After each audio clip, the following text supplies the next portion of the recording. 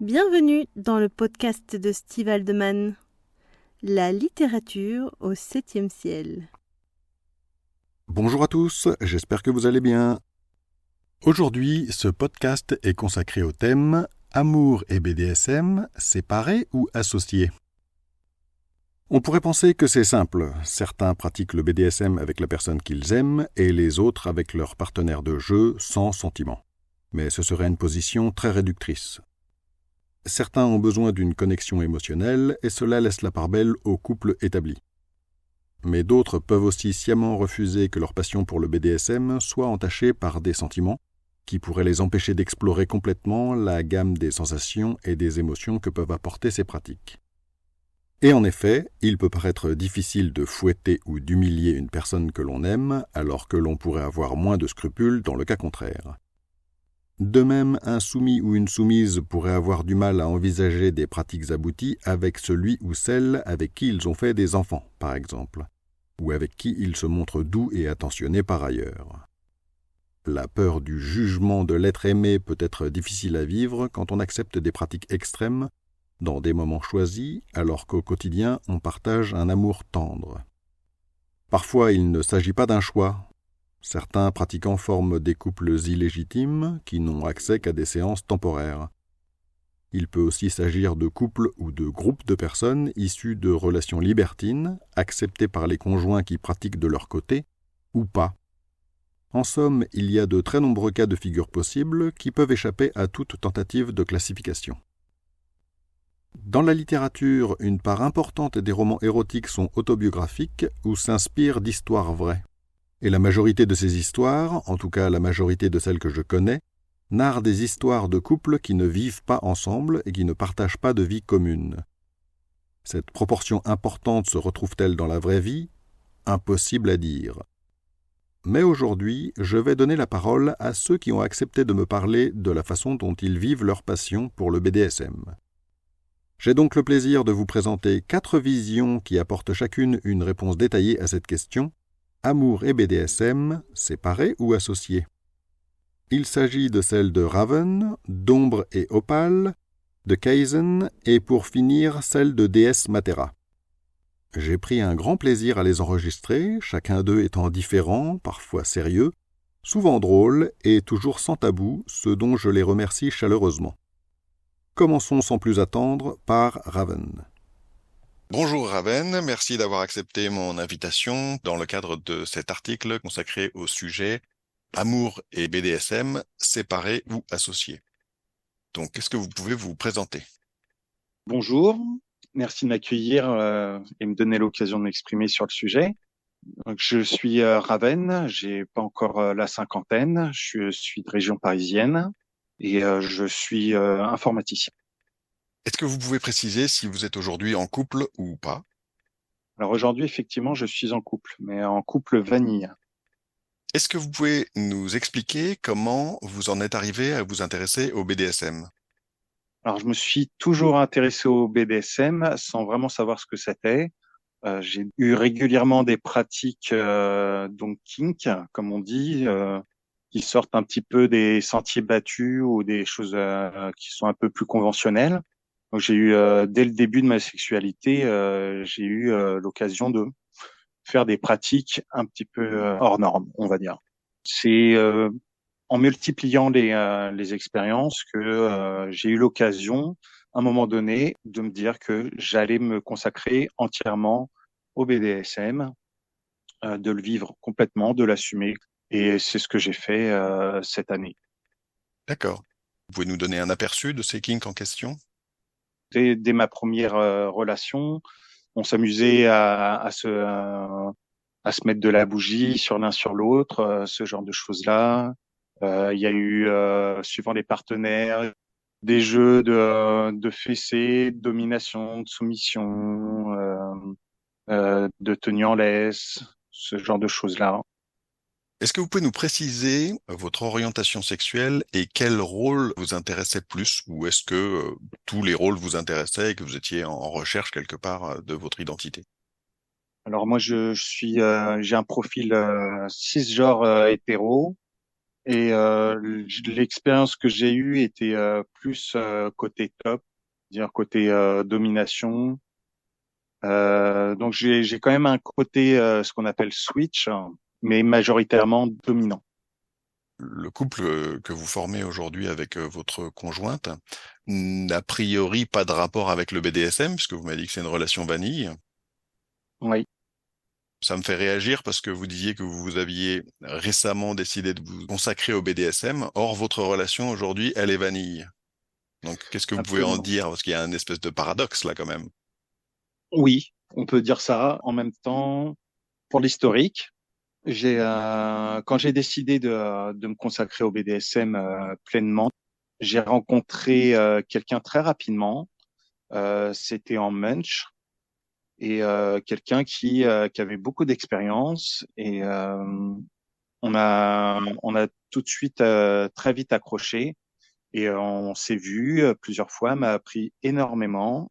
C'est quelqu'un que j'admire beaucoup, avec beaucoup de respect et j'ai eu l'occasion de pouvoir m'exprimer vraiment presque sans limite, j'aurais tendance à dire, vu que c'était des débuts assumés, où on était vraiment dans le vif du sujet, où là on était vraiment dans un rapport DS avec beaucoup de rencontres, beaucoup de sorties, de clubs. C'est quelqu'un qui est très actif dans la communauté. Donc j'ai eu l'occasion de voir et de faire beaucoup très vite. Ça, c'était ma partenaire donc en début de cette année et cette relation-là s'est arrêtée parce que je suis tombé amoureux d'une fille qui n'est pas dans le milieu.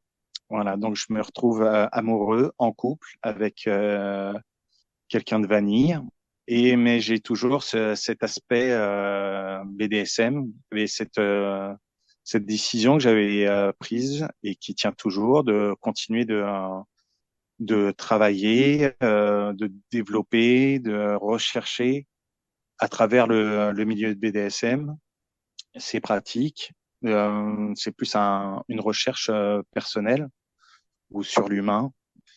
Et donc j'ai décidé de continuer, mais plus sous forme vraiment sexualisée où la génitalité passe en second plan. Là, je suis plus partant sur des pratiques domination-soumission et plus des impacts, ce genre de choses-là, des découvertes sans forcément avoir des rapports sexuels et toujours sur un plan de bienveillance, de respect, mais avec cette distance de complicité sans aller au-delà. Donc, en fait, vous faites plutôt partie des gens qui abordaient le BDSM sans forcément l'associer à l'amour. C'est un choix ou ça s'est imposé à vous? Au tout départ, vu que c'était tous les moments kink que j'ai eus, c'était avec des partenaires. La plupart du temps, c'était des relations amoureuses. Ça n'a jamais été très très loin, mais quelques expériences de manière récurrente. Quand j'ai décidé de vivre mon BDSM, je sortais d'une relation plutôt, ça a été assez douloureux. Je me suis dit maintenant que je suis célibataire, je peux me consacrer complètement à ça. Donc j'ai cherché à ne pas mélanger amour et BDSM. Donc j'ai D'accord. eu une partenaire où on était dans une très bonne entente, une bonne complicité, de la tendresse aussi, mais sans sentiment amoureux et c'était clair dès le départ. On avait acté les choses et donc on n'a pas pu continuer comme ça parce que moi je me suis mis en relation vanille. Votre compagne, elle est au courant. Oui, oui, elle est au courant. Comment elle gère ça? Alors, on en a beaucoup parlé, quoi. Avant même qu'on soit ensemble, je lui ai raconté ma situation, mes expériences, mes recherches. Donc, elle a écouté. Ça n'est pas du tout son domaine. Elle n'est pas intéressée, mais elle était à l'écoute Et elle a bien senti que c'était une recherche de presque de développement personnel, quasiment, parce que ça vient remuer des choses très fortes chez moi. Et j'apprends beaucoup de moi-même, beaucoup sur la nature humaine, et me passer du BDSM, c'est un peu compliqué pour moi. Et elle a compris que c'était un élément c'était un pilier en ce moment pour moi. Donc, elle a accepté éventuellement, que je puisse continuer en parallèle certaines pratiques, tant que que je sois pas dans un rapport amoureux. Et j'ai pas envie de mélanger forcément. Je suis comblé dans mon histoire vanille. Niveau sexualité aussi, je suis très épanoui. Il y a aucun souci.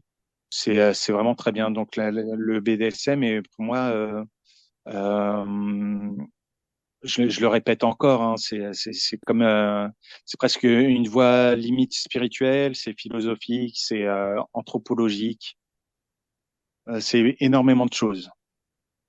D'accord. C'est à l'image de ceux qui diraient que c'est un style de vie.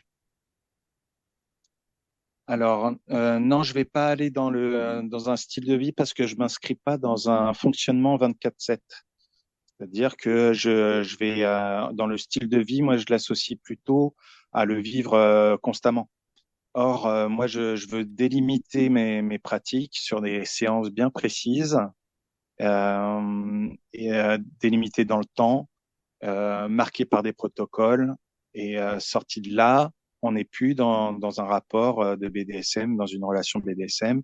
On l'est que au moment de session. Un petit peu comme ce qui peut se passer en club, où on rencontre quelqu'un et il y a un feeling qui se passe et on peut jouer avec la personne. Et à la fin de la soirée, voilà, chacun rentre chez soi et on a passé un bon moment. Éventuellement, on peut se recontacter, refaire d'autres sessions, mais je suis pas dans un état d'esprit constant. BDSM, j'ai pas de soumise euh, que je vais solliciter H24, 7 jours sur 7, ou qu'elle me sollicite.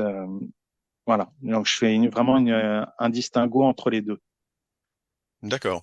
En fait, j'avais bien compris ça et c'est juste que j'ai mal utilisé le terme lifestyle. Enfin, c'était pas dans le. Je l'ai mal utilisé. C'était pas bien choisi. Qu'est-ce que vous espéreriez à l'avenir? Est-ce qu'il y a un espoir chez vous que votre couple vanille évolue pour intégrer un peu de BDSM? J'ai pas d'espoir, j'ai pas d'attente par rapport à ça. Si on trouve notre équilibre ainsi, ça peut continuer ainsi pendant longtemps. Après, je suis pas devin. Il se peut qu'il y ait des choses qui passent ou pas. C'est pas très très important en soi.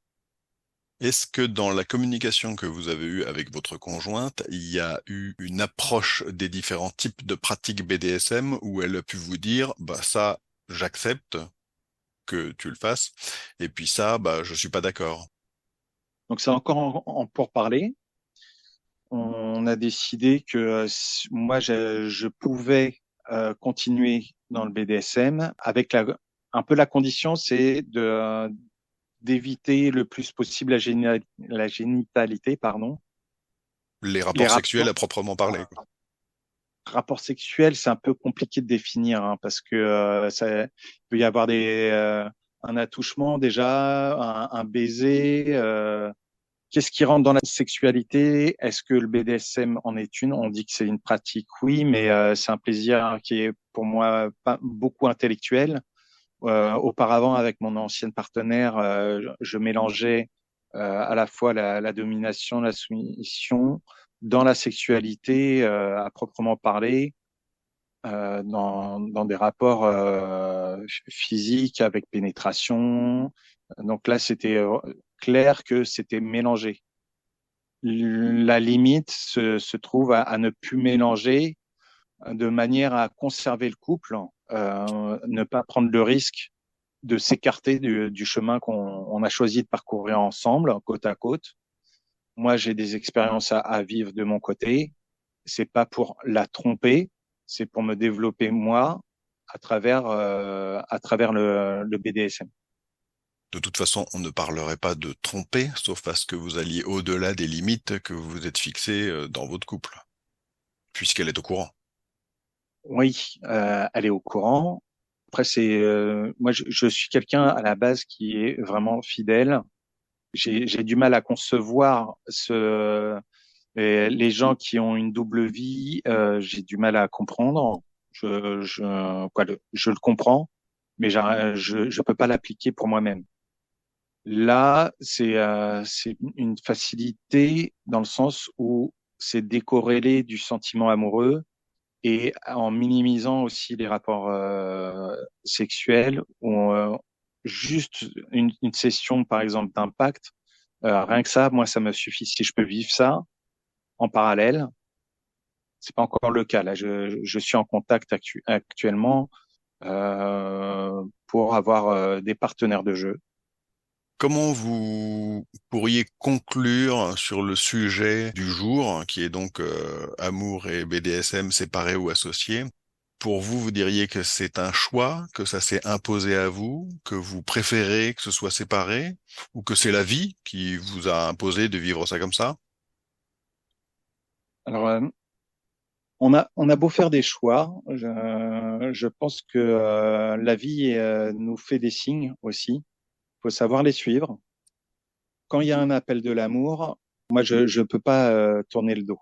J'étais dans une relation déesse, donc dominant soumise, et il n'y avait pas d'amour dedans, beaucoup d'affection, mais pas de l'amour. Et quand l'amour a sonné à ma porte, j'ai pas pu faire autrement que d'ouvrir. Après, on fait comme on le sent par rapport à sa propre philosophie. La mienne, ça a été de gérer ça comme ça. Ça aurait pu être géré autrement si c'était une autre situation, d'autres personnes. Faut savoir s'adapter et puis écouter les signes et puis surtout s'écouter soi-même. D'accord. Eh bien, Raven, je vous remercie d'avoir participé à la réalisation de cet article via cette interview. Et puis, je vous souhaite une bonne continuation pour vous-même et puis pour votre conjointe. Ça a été un plaisir d'avoir participé à ce podcast. La seconde interview est celle d'un couple, Opale et Ombre. Bonjour à vous et bienvenue Opale et Ombre. Merci d'avoir accepté cette interview dans le cadre de l'article intitulé Amour et BDSM, séparés ou associés. La première chose que j'ai envie de vous demander, c'est pouvez-vous vous présenter? Donc Opale, soumise à mon ombre depuis bientôt 2 ans. J'ai toujours été attirée par le milieu du BDSM sans jamais avoir d'occasion de l'assumer réellement. Et là, depuis 2 ans, je suis enfin moi-même. Est-ce que vous pouvez compléter en donnant un âge ou un âge approximatif, une région si vous avez envie, il n'y a rien d'obligatoire, et éventuellement un métier ou une compétence professionnelle? Alors, c'est pas forcément obligatoire, encore une fois, mais l'objectif pour moi dans l'article, c'est notamment de casser les idées reçues de ceux qui pensent que les pratiquants BDSM sont des marginaux. Et donc, j'ai 43 ans et je suis employée de banque. Et je vis en région centre. Donc, moi, c'est Ombre. J'ai un peu plus de 50 ans. J'évolue dans le milieu du SM ou du BDSM depuis plus de 30 ans. C'est-à-dire que, grosso modo, ça a toujours été ma sexualité, on va dire. J'habite en région parisienne et je suis dans le milieu de la finance. Pouvez-vous expliquer comment chacun d'entre vous en est arrivé à s'intéresser au BDSM? Moi, ça a été principalement par des lectures. J'ai commencé par ça. Je suis rentrée direct dans le vif du sujet. Et puis après, il y a eu Histoire d'eau, etc. Et voilà, c'était quelque chose. Je me suis dit, mais c'est moi ça. C'est ce que je ressens à l'intérieur. Le problème, c'est que après, pour pouvoir assumer ce genre de choses, ça a été beaucoup plus complexe. Pour l'assumer vis-à-vis de vous-même ou pour l'assumer vis-à-vis des autres? Pour l'assumer vis-à-vis des autres, parce qu'à partir du moment où j'en parlais avec petits camarades de jeu, au mieux, ça les faisait rire, au pire, ils fuyaient de façon totalement horrifiée. Donc, c'est quelque chose que j'ai très longtemps dû taire pour éviter des réactions négatives, D'accord. malheureusement. Et vous, Ombre? Moi, ça a été d'une manière que je qualifierais de totalement naturelle, que j'ai analysé bien plus tard. En réalité, il y avait des choses que j'ignorais qui se sont passées dans ma vie et qui ne me ramenaient que à ça. Ça a commencé même tout gamin, c'est-à-dire un côté sadique où quand on est gamin et que on découvre sa sexualité, je parle vraiment de tout petit, hein. On a des petites copines et on peut jouer au docteur ou se découvrir ou ce genre de choses. Il y avait déjà cette notion de douleur qui, euh, qui pour moi m'apportait quelque chose. Et qui, pour les petites copines, on va dire, avec qui je jouais, qui elles-mêmes revenaient le chercher. Ce qui était le plus étonnant. J'ai découvert plus tard le comment, le pourquoi. Après, il y a eu la période adolescente, où là, pareil, j'ai découvert des écrits, entre autres le Marquis de Sade. J'avais une grand-mère qui avait une bibliothèque énormément fournie, mais qui n'avait jamais ouvert aucun livre de sa vie. Et donc, quand j'étais adolescent, je lisais devant elle le Marquis de Sade et elle me regardait en disant «Qu'est-ce que tu lis?» Et je lui expliquais à peu près ce que je lisais, bien entendu, en omettant de lui raconter les passages scabreux de mes lectures. Voilà. Et elle trouvait que c'était très bien que je lise. Elle ne savait absolument pas ce que j'étais en train de lire devant elle. Et puis après, quand j'ai commencé ma vie d'adulte et d'adolescent, vers mes 18 ans, je suis tombé sur une dame qui avait une trentaine d'années, qui a été ma maîtresse, ma copine, la femme avec qui j'étais, quoi, et qui, elle, avait déjà un pied là-dedans, et qui a commencé à me montrer et à me faire découvrir, et où j'ai découvert à ce moment-là en me disant, mais tiens, mais il n'y a pas que moi qui suis comme ça, il y en a d'autres. Et donc, il m'a mis on va dire, le pied à l'étrier dans le milieu parisien, dans les années 90. Alors, dans les années 90, on n'en parlait pas. C'était plutôt pas secret, mais vraiment très discret. Et il fallait effectivement avoir un peu de connaissances pour accéder au réseau, connaître des gens et pouvoir sortir, découvrir, participer à des soirées, ce genre de choses. Voilà. D'accord. Je me suis retenu de rire à l'évocation des lectures devant votre grand-mère. Forcément, c'était drôle. Non, non, mais c'était très drôle parce que j'avais la preuve qu'elle n'avait jamais ouvert. Elle avait une bibliothèque énorme et elle n'avait jamais ouvert aucun livre de sa vie. Est-ce que vous pouvez nous raconter aux auditeurs votre rencontre, hein, qu'on comprenne un petit peu dans quelles circonstances finalement votre couple s'est établi? Alors, à l'époque, j'avais quelqu'un dans ma vie que j'avais commencé un petit peu à initier parce que j'avais senti qu'il avait ça en lui et que ça demandait qu'à sortir. Moi, à cette époque-là, j'étais pas libre. Et lui, c'était un jeune homme qui avait une dizaine d'années de moins que moi. Et donc, à qui j'avais toujours dit, le jour où tu rencontres quelqu'un avec qui tu as envie de faire ta vie, ce que je comprendrais tout à fait, tu me le dis, je m'efface parce que c'est normal. Sauf que lui, il a rien trouvé de mieux quand il a effectivement trouvé quelqu'un que de me ghoster. Donc, j'étais super mal et mon ombre et moi, on traînait sur les mêmes groupes Facebook qui, pour le coup, n'ont strictement rien à voir avec le BDSM. Sauf que lui, il n'a jamais caché ce qu'il était. Donc, je me suis dit, quelle est la personne la plus adéquate de mes contacts à qui aller demander conseil? Et un matin de septembre, je vois qu'il est connecté sur Messenger, je lui envoie un message. Je lui explique un petit peu la situation et je lui dis, voilà, dans ma situation, tu ferais quoi? Et puis, on a commencé à discuter. Et puis, un jour, j'ai eu soudainement envie de passer du tu au vous avec un V majuscule. Et là, je me suis dit, c'est bon, c'est mort, t'es grillé. Monsieur. Voilà, je pense qu'elle a assez bien résumé l'histoire. On s'était contacté, donc on était sur un réseau donc totalement en dehors du BDSM, et effectivement, moi je ne cache pas spécialement ce côté-là de ma vie, sans bien entendu rentrer dans les détails parce que ce sont des groupes sur lesquels c'est pas du tout le sujet. Voilà, mais voilà, donc effectivement, de temps en temps, j'ai des gens qui me contactent en me disant, tiens, toi qui connais un peu, qu'est-ce que tu conseillerais sur ceci, sur cela? J'écris également des articles, alors pas à titre professionnel, mais purement personnel, parce que j'estime que le savoir, ça se dispense. Je veux dire, moi, on me l'a donné. Des gens ont pris le temps de m'apprendre des choses, voilà. Et puis après, avec mon expérience, eh ben, j'estime totalement naturel en retour de aujourd'hui donner un peu, rendre un peu ce savoir. Je suis auteur de pas mal d'articles sur le sujet que je dispatche un petit peu à droite à gauche là, effectivement sur des groupes BDSM.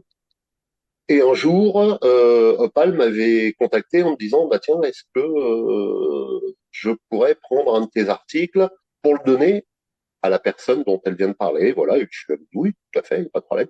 Donc ça avait été nos premiers contacts dessus où on avait un petit peu discuté, et ça s'était arrêté là. Et effectivement, lorsqu'elle était devenue célibataire, elle m'avait recontacté.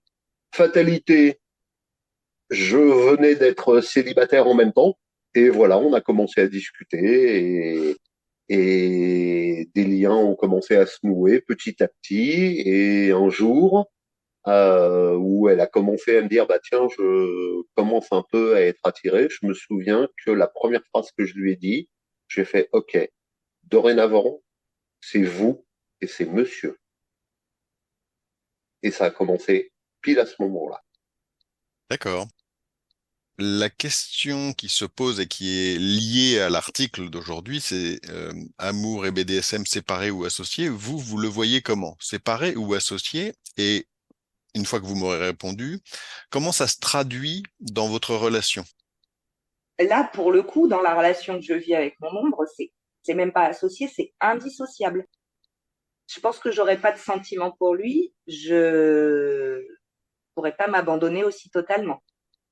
Ce qui peut signifier que le moment où vous êtes passé au vous était concomitant au fait que vous ayez découvert des sentiments pour lui, Ah, tout à fait. au travers des diverses discussions que vous aviez eues précédemment. Oui, tout à fait. Je suis même tombée amoureuse de lui. Je savais même pas à quoi il ressemblait.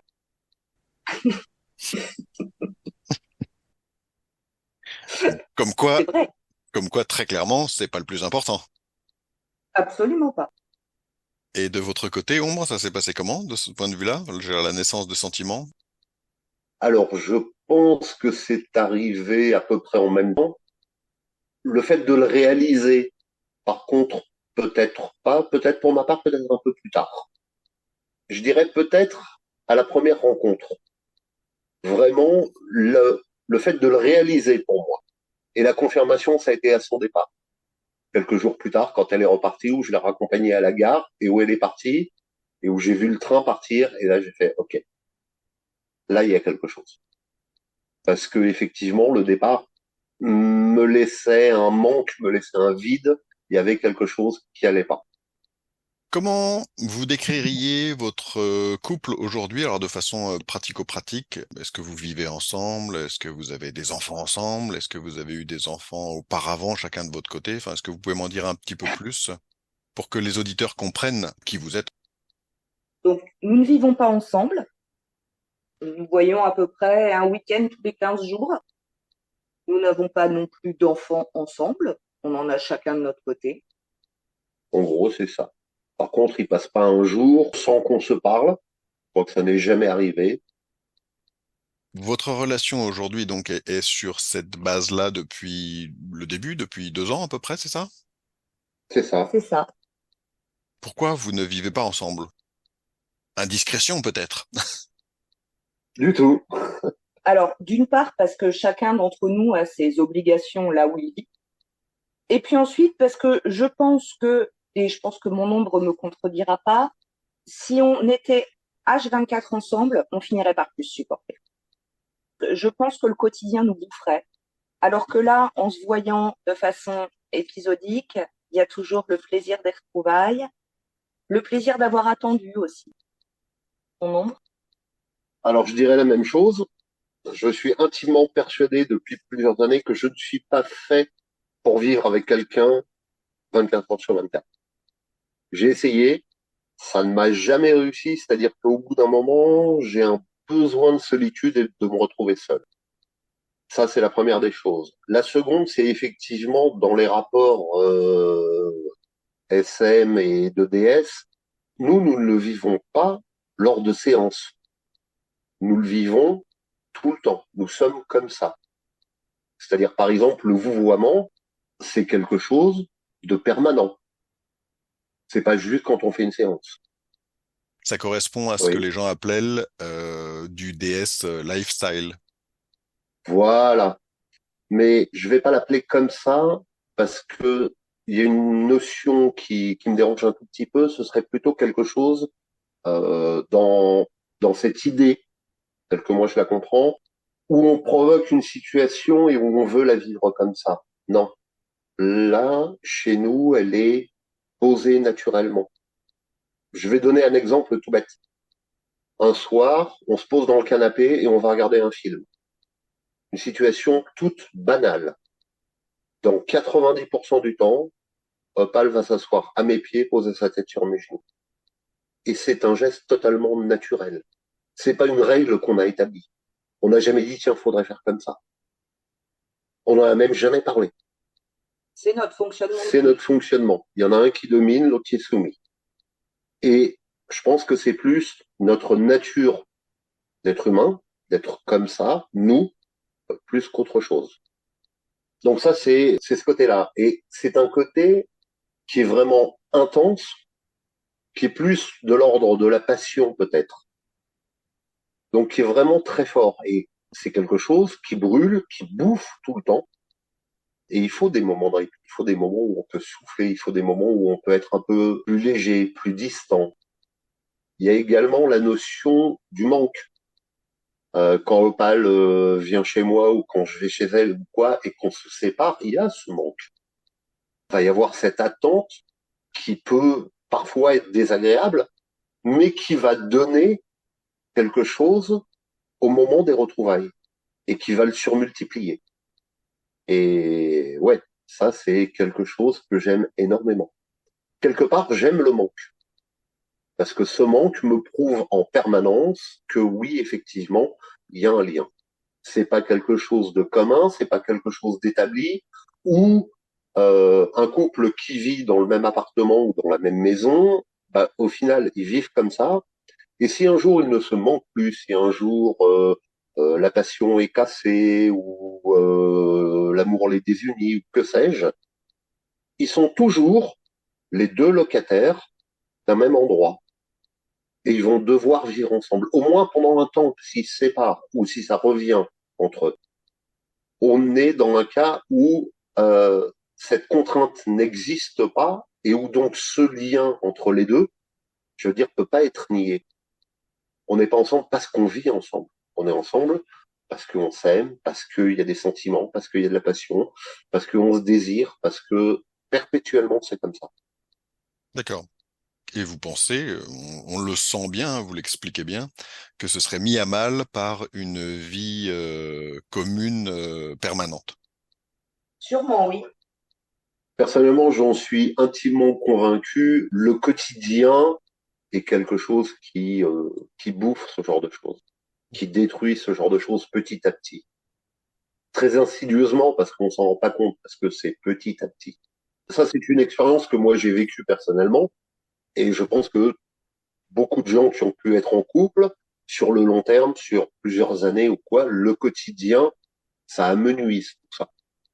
Quand vous dites ça amenuise ou ça vient le bouffer, vous parlez de la relation d'une façon générale, de l'amour, ou des relations, ou de la relation BDSM.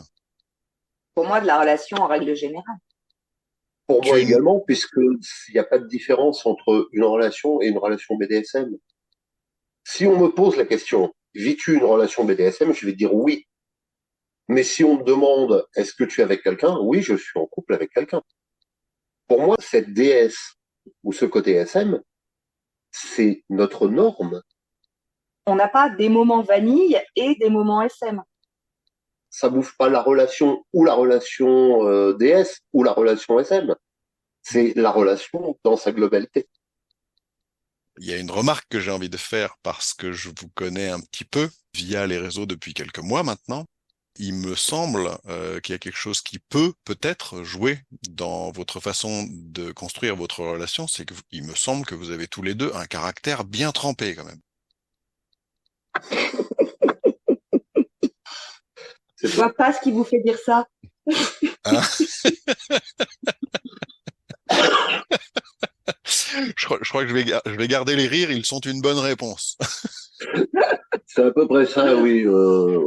On est des caractères un peu impétueux, un peu volcaniques. Oui, tout à fait. Aussi bien l'un que l'autre. Oh, oui, oui, clairement. Je pense qu'on n'aurait pas pu être ensemble si on avait été différents. Je veux dire, pour moi, être en couple avec une personne qui serait effacée, c'est pas possible. De par mon caractère, ce serait quelqu'un que je vais bouffer, littéralement. Et si j'ai pas un répondant en face, je m'ennuie. Ça, Comme faire une partie de ping-pong, il faut un adversaire, on va dire, qui est un peu à la hauteur. Sinon, si vous êtes beaucoup plus fort ou beaucoup plus faible que lui, la partie est pas très intéressante. ça casse un peu le mythe de la soumise qui se doit d'être une serpillière complètement effacée. Complètement, et c'est pas par hasard que je vous posais la question. Très honnêtement, et ça c'est quelque chose que j'ai déjà dit à mon ombre, je crois que c'est la relation la plus saine et la plus équilibrée que j'ai vécue de toute ma vie. Quelque chose que je n'exprime pas toujours parce que pour moi c'est naturel et donc je ne pense pas forcément à le dire, mais qui me semble très important, c'est que dans un couple vanille, nous avons deux personnes avec deux personnalités, deux caractères qui vont vivre et qui vont s'affirmer. Eh ben, dans un couple DS ou SM tel que nous sommes, c'est-à-dire de manière naturelle, c'est strictement la même chose. Alors oui, l'ADS est un protocole. Le fait de se vous voyez, ce n'est qu'un protocole au final. Mais derrière ce protocole, il y a deux individus, deux êtres humains, avec leur caractère et leur personnalité, qui sont comme ça et qui ne s'effacent pas derrière un protocole. C'est notre vie qui est comme ça. Ce sont nos personnalités qui sont comme ça. Et nous le vivons comme ça. Votre protocole, le protocole que vous avez mis en place, étant l'expression de votre personnalité, aussi bien à l'un qu'à l'autre. Tout à fait, oui. Oui, et c'est un protocole qui s'est mis en place de façon totalement naturelle. Il n'y a pas eu besoin de pousser les choses. Euh, il est dominant, je suis soumise, c'est notre nature. Et voilà, il y a des gens qui sont hétéros, il y a des gens qui sont homos, et ben nous, on fait du BDSM. Je voudrais revenir sur ce que on disait qui était très intéressant à propos du vouvoiement et notamment vis-à-vis des amis de la famille, si vous pouvez m'en reparler. Alors, le vouvoiement, donc, c'est instauré naturellement et dès le départ. Mais tout le temps. Elle ne me voit pas que quand on est entre nous. Quand on est en famille, quand on a des amis ou quoi, elle me voit tout le temps. Et donc, c'est quelque chose qui s'est instauré naturellement et qui ne choque personne dans notre entourage, parce que ça a toujours été comme ça. Alors, ça fait peut-être un petit peu aristocratique ou vieillot ou autre, mais ça passe très bien. C'est pas comme si on s'était connu en tant que couple vanille, qu'on s'était tutoyé, et que d'un coup, on passe à quelque chose de BDSM et où elle me vous voit. Où là, ça aurait interpellé les gens en se disant, tiens, mais avant ils se tutoyaient, maintenant ils se voient, il y a quelque chose. Non. Là, ça a toujours été comme ça. Donc c'est quelque chose que les gens ont accepté, mais totalement naturellement, sans aucune question. Qu'est-ce que vous pourriez en dire de ça, vous, Opal, vis-à-vis de votre entourage, amis, famille? C'est quelque chose, comme disait mon ombre, voilà, ils ont toujours été habitués. Je sais qu'il y a certaines personnes que j'ai prévenues parce que c'est quelque chose qui pourrait éventuellement les interpeller. Donc, je leur ai dit, bah voilà, je le vous vois, c'est notre fonctionnement. On m'a pas posé plus de questions. J'ai simplement expliqué que c'était le fonctionnement de notre couple, que c'était comme ça qu'on marchait et voilà, et ça a pas soulevé plus de questions.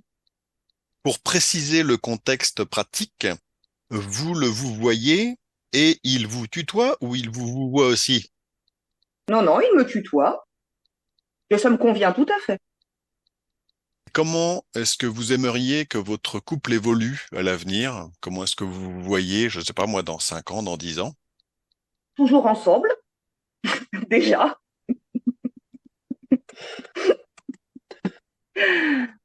Monsieur. C'est assez amusant parce qu'on en discutait hier soir et on discutait effectivement du fait que le fait de ne pas vivre ensemble, ça nous convenait parfaitement. Et où je disais, mais quand on sera vieux, dans nos vieux jours, à la retraite, ouais, pourquoi pas? J'aimerais bien me poser effectivement à ce moment-là. Et on a commencé à discuter de ça sans faire de projet, sans tirer de plan sur la comète. Mais si aujourd'hui c'est quelque chose qui ne nous convient pas, quand on sera peut-être plus vieux, plus posé, plus calme, plus en fin de vie, en retraite ou ce genre de choses, oui, à ce moment-là, ouais, peut-être quelque chose où ce sera une retraite de vie où, oui, pourquoi pas finir ensemble dans un cadre posé qui puisse nous plaire, ouais, ça, oui, Mm. volontiers. D'accord. Mais qui serait toujours BDSM? Je vois pas de raison pour que ça change. Alors effectivement, avec l'âge, peut-être qu'il y aura des pirouettes qu'on pourra peut-être un peu moins faire, c'est très possible. On l'adaptera, je pense. Voilà. Un peu comme doivent faire les couples vanille. Je présume que, je sais pas, je verrai quand ça viendra, mais à 80 ans, peut-être que faire des galipettes même dans un lit, ça doit plus être forcément très évident. Parce que le corps répond moins bien aux sollicitations, parce que tout un tas de choses.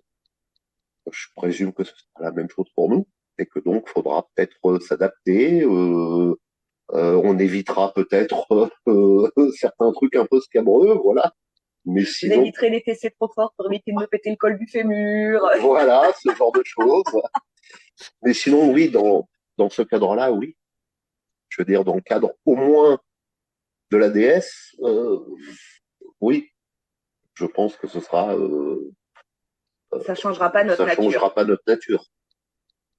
Je vous remercie d'avoir participé à cette interview et d'avoir donné votre avis et un éclairage sur votre relation particulière. Avec plaisir et merci à vous. Merci beaucoup. Et Merci. puis à tous les auditeurs, n'hésitez pas à être vous-même, à vivre ce que vous êtes avec vos personnalités et dans ce que vous aimez. Et à assumer votre nature. Tout à fait. Je pense que ça fera un bon mot de la fin. Bon. Suite à cette interview, j'ai échangé à d'autres reprises avec Ombre, et il est fort possible que vous l'entendiez de nouveau sur mon podcast pour divers sujets qui nous intéressent l'un et l'autre, à propos desquels nous avons déjà commencé à travailler. En particulier, nous réfléchissons à un épisode sur les fouets dans le BDSM, et il est également possible qu'il intervienne dans un autre, que j'intitulerai « La religion et le sexe ». Passons maintenant au troisième témoignage, celui de Kaizen, en couple avec Yubi, qui n'a malheureusement pas pu participer. Bonjour à toi et bienvenue Kaizen. Merci d'avoir accepté cette interview dans le cadre de l'article intitulé Amour et BDSM, séparés ou associés. Pour commencer, est-ce que tu peux te présenter ou vous présenter tous les deux puisque tu es en couple? Oui, bonjour Steve. Déjà, je te remercie pour cette interview et de me donner l'opportunité de partager cette passion. Je m'appelle Kaizen, j'ai 48 ans, je vis dans le nord de la France et en termes d'activité professionnelle, je suis dans l'informatique.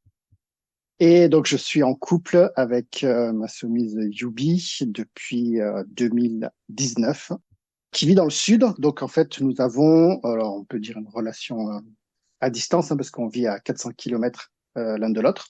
Mais on arrive à se voir assez régulièrement, donc à peu près tous les mois. Comme vous viviez à distance, Yubi n'a pas pu participer à l'interview.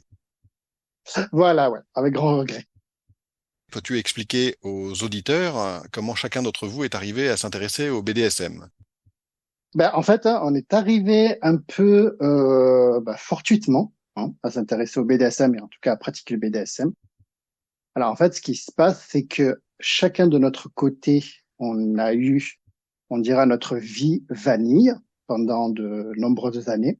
Je crois que j'ai pas précisé tout à l'heure, on a tous les deux la cinquantaine. Donc nous sortons tous les deux d'un mariage d'une vingtaine d'années. Suite au divorce et tout, nous nous sommes rencontrés. Et ben, vu qu'on vivait à distance, hein, vu qu'on avait une relation à distance, bon, c'était un peu compliqué, même si on arrivait à se voir régulièrement. Puis est arrivée la période du Covid, avec ces histoires de confinement, où en fait on était tous les deux cloisonnés, hein, chacun chez soi, quoi. Et là, on n'a pas pu se voir plus régulièrement. Et là, on dira que la frustration commençait à vraiment à monter.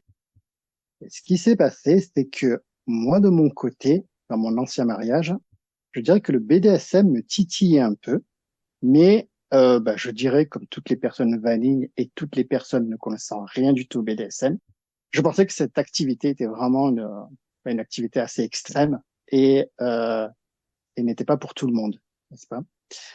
Et du coup, enfin, tu vois très bien ce que je veux dire, hein.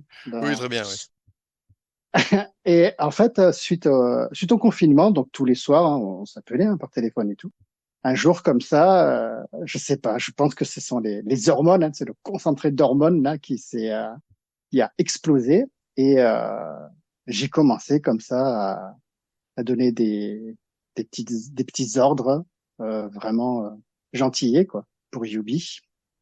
Et puis elle a commencé à jouer le jeu et puis de fil en aiguille comme ça, on s'est dit mais qu'est-ce qui nous arrive? Et puis là on a commencé à rechercher sur Internet qu'est-ce que c'était, qu'est-ce qui s'est passé et tout. Et puis c'est là qu'on a vraiment mis le doigt sur le BDSM. C'est là où on a découvert que finalement le BDSM c'était pas comme ce que le grand public pense tout de suite, les chaînes, les fouets et tout, mais ça pouvait commencer vraiment de façon légère, même par téléphone, et petit à petit augmenter, quoi. Et c'est comme ça en fait que voilà, je dirais de jour en jour, de semaine en semaine et de mois en mois, et on est arrivé à devenir de vrais pratiquants BDSM. Yubi, elle n'a jamais été dans sa vie vanille, elle n'a jamais été curieuse du BDSM. C'est moi qui l'ai un peu comme ça initié, de façon improvisée. Je cherchais le mot. C'est comme ça qu'on est tombé dedans, quoi. D'accord. Il y a une des questions que je voulais vous poser, c'était, pouvez-vous raconter votre rencontre? Mais en fait, la rencontre, finalement, par rapport au BDSM n'a pas forcément d'importance, donc c'est une question que je ne vais pas vous poser, à moins que vous vouliez ajouter quelque chose à ce sujet. Oui, je peux peut-être pour éclairer les auditeurs. En fait, ce qui s'est passé, c'est donc comme je l'ai dit, hein, donc voilà, chacun a divorcé. Puis alors, je veux dire bien sûr, on s'est tous les deux mis sur une application de rencontre et on s'est rencontrés comme ça. On a fait 1 an de vie vanille et je me répète un peu. Et c'est à l'issue du Covid où en fait on n'a pas pu se voir. C'est de là que de vanille on a basculé en BDSM. C'est ce que j'aime dire, c'est que cette période de Covid a été très difficile pour nous, mais finalement, on a gagné cette nouvelle vie donc de BDSM. Très sincèrement, si on n'avait pas eu ce Covid et ce confinement, on n'aurait jamais basculé dans le BDSM en fait. Ça a été très étrange, quoi, mais voilà. D'accord. Alors, comment décrirais-tu votre couple aujourd'hui par rapport au BDSM? Est-ce que ça a pris une importance? Quelle importance? Dans quelle proportion? La proportion du BDSM dans notre couple, on dirait qu'elle est assez importante dans le sens où on en parle tous les jours, on tente de le vivre tous les jours, même si c'est très très compliqué avec la distance. Et on peut vraiment dire que ça fait vraiment partie de nous. C'est-à-dire que à chaque fois qu'on est ensemble, ou même quand on n'est pas ensemble, déjà on discute de BDSM, on regarde s'il y a des événements BDSM à venir, donc sur le site fetlife.com. Et on sait que dès qu'on se retrouve, on se dit bon ben voilà quoi, on remplit notre agenda pour faire le plus d'événements possible pour pouvoir vivre cette activité, cette passion quoi, cette relation BDSM. Voilà quoi. L'idée c'est que je dirais que contrairement à d'autres couples ou plutôt contrairement à l'idée que les gens peuvent se faire d'une relation DS, dû à notre distance, c'est vrai que on n'est pas on peut dire qu'on n'est pas à 200% dans la relation DS, domination, soumission, parce que les contraintes logistiques, les contraintes de temps font que c'est pas évident quoi. Mais dès qu'on a l'opportunité, ben oui, tout de suite on est dans nos rôles de dominant et de soumise quoi. D'accord. La question que j'ai envie de vous poser tout de suite, c'est, parce que vous en avez parlé depuis tout à l'heure, c'est pourquoi est-ce que vous ne vivez pas ensemble? Alors on vit pas ensemble en fait parce que Yubi donc elle a toujours eu sa vie dans le sud. Moi j'ai toujours eu ma vie dans le nord avec des enfants qui ne sont pas encore adultes. Ce qui fait qu'en fait logistiquement c'est pas possible quoi de déménager avec les enfants et de les emmener dans le sud. Aujourd'hui quoi c'est pas possible. On attend d'une part que les enfants grandissent et d'autre part ben, j'attends aussi de trouver un bon boulot quoi dans le sud. Ça aussi ça joue pas mal sur les contraintes. Ce qui fait que dans une Et, certaine mesure, vous avez fait passer vos enfants en priorité. oui, tout à fait, ouais. Tout à l'heure, vous parliez d'événements. Qu'est-ce que vous appelez événements pour que les auditeurs comprennent bien? Alors, les événements, c'est donc sont qualifiés, nommés de munch ou de munch and play. Donc, en fait, ce sont des soirées organisées par des pratiquants BDSM. Il y a deux types d'événements. Des munch, dans lequel ou dans ces événements-là, on dira que tout le monde peut venir, que ce soit des personnes vanilles ou des pratiquants BDSM. On se réunit dans un bar, dans un restaurant, des choses comme ça. Et en fait, on est là juste pour discuter, pour échanger, et pour certains, ben, ils sont là pour discuter et découvrir le BDSM. Ça, c'est vraiment la partie publique dans laquelle on ne pratique pas le BDSM, on ne fait que discuter. Ça, ce sont les munchs. Et c'est sympa d'y aller, quoi, parce que voilà, on peut découvrir de nouvelles personnes, et puis l'ambiance est vraiment sympathique. Et après, il y a donc un deuxième type d'événements qui sont les munch and play. Donc, il y a toujours une petite partie munch dans laquelle on se rencontre tous, on discute. Et en deuxième partie de la soirée, c'est la partie play, où là, vraiment, on est là, ben, chacun a son ou sa partenaire, ou même on peut découvrir, rencontrer de nouveaux partenaires durant l'événement. Et là, on commence à jouer, quoi. Et c'est là que c'est intéressant parce que, donc moi, je fais des séances à ma soumise, je joue avec ma soumise.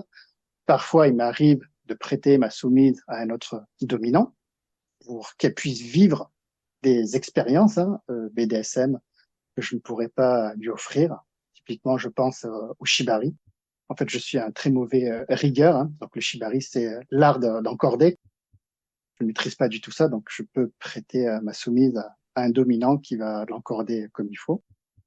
Et il y a des fois, ben, c'est des dominants qui me prêtent leur soumise pour que je puisse les impacter durant une séance, bien sûr. Et voilà quoi. Et donc c'est vraiment une ambiance joviale, on dira. Et franchement, j'invite tous les curieux du BDSM à déjà d'une part participer à un munch pour justement voir que alors là, donc, je vais peut-être être un peu violent quoi, mais vraiment s'apercevoir que les pratiquants BDSM ne sont pas des détraqués, ce sont des gens comme vous et moi.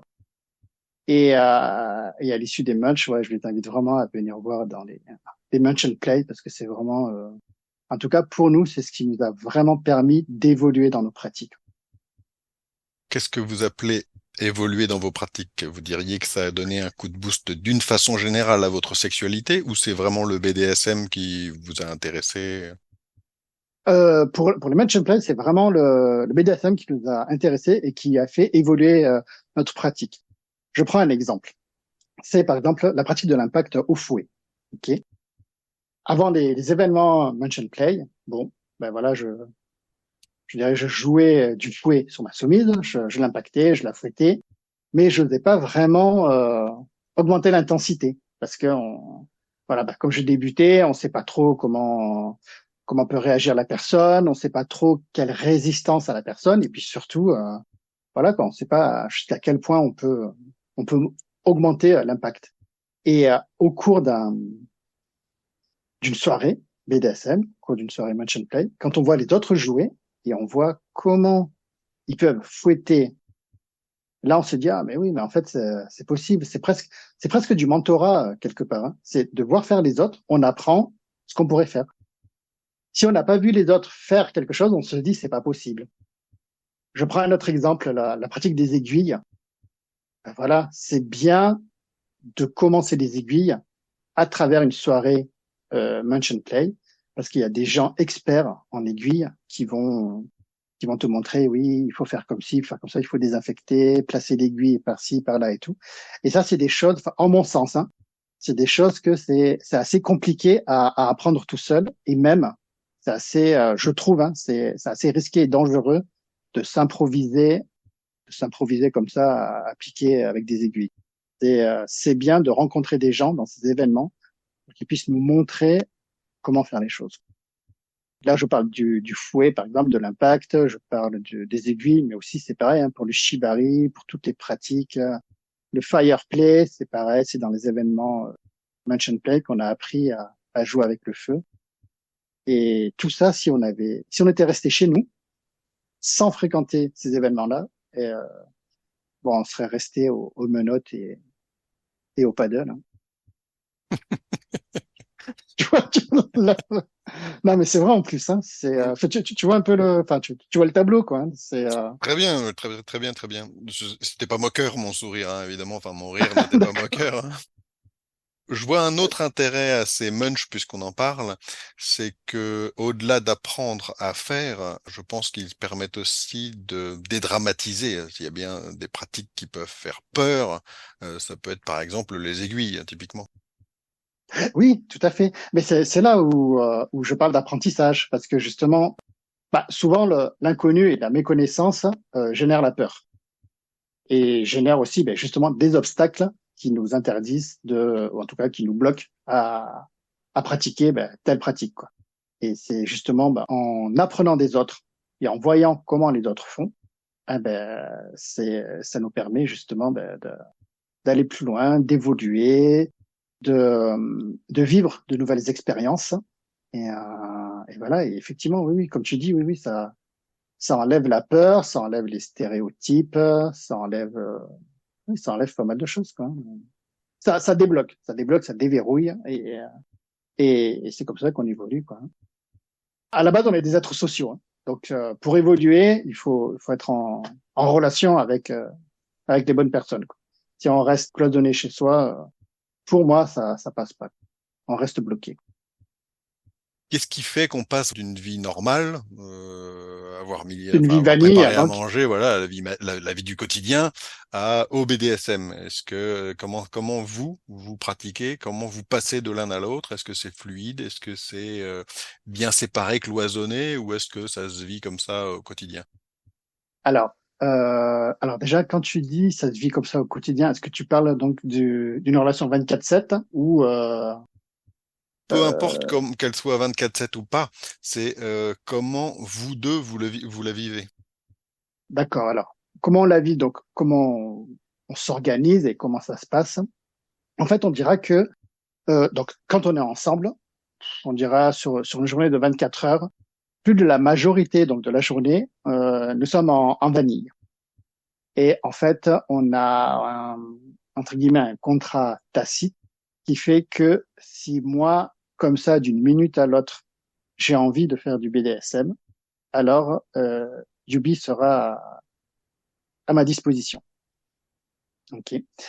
Et pour faire du on-off, pour passer de vanille à BDSM, c'est bien simple. Dès que j'appelle Yubi, ça veut dire que là, on passe en mode DS, en mode BDSM. Et là, on commence. Là, on commence. Alors, qu'est-ce que ça veut dire on commence? Ça veut pas forcément dire tout de suite, boum, on sort le fouet ou quoi que ce soit. C'est juste que à partir de là, elle est elle est en position de soumise et moi en position de dominant. Et elle doit, voilà quoi, elle doit vivre, enfin, elle doit vivre. Elle doit continuer la journée comme ça, quoi. La journée ou le moment, quoi, l'heure qui vient, les 2 heures qui viennent. Et D'accord. voilà, ça, c'est un peu compliqué à expliquer, hein. Peut-être, je sais pas si je suis assez clair, mais en tout cas, ta question à un moment donné, c'était, En fait, est-ce qu'on a un code? ça répondait bien. Ça répondait très bien à la Mhm. question. Ma question était d'ailleurs pas forcément très claire. Quand tu dis position, il ne s'agit pas forcément d'une position physique, assis, debout, etc. On parle bien d'un état d'esprit, de la sensibilité du moment. Tout à fait. Et tu dis bien le mot, c'est vraiment un état d'esprit. C'est vraiment l'état d'esprit. Dès que je dis le mot Yubi, dès que je l'appelle par Yubi, voilà quoi. Voilà, on n'est plus vanille. Et c'est pas parce que je l'appelle Yubi que de suite, parce que en plus c'est pas quelque chose qu'on fait.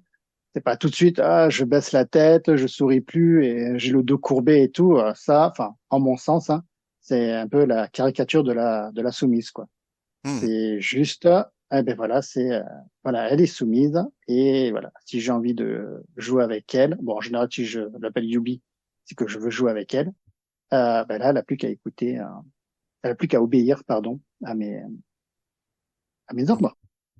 Précisons que Yubi est son pseudonyme, son nom de soumise, et que, contrairement à ce que beaucoup de personnes pensent en général en parlant de BDSM, c'est pas parce qu'elle est soumise qu'elle obéit indistinctement à tout et à n'importe quoi et qu'elle peut pas dire qu'à un moment donné, elle en a pas envie. C'est tout à fait ça, oui.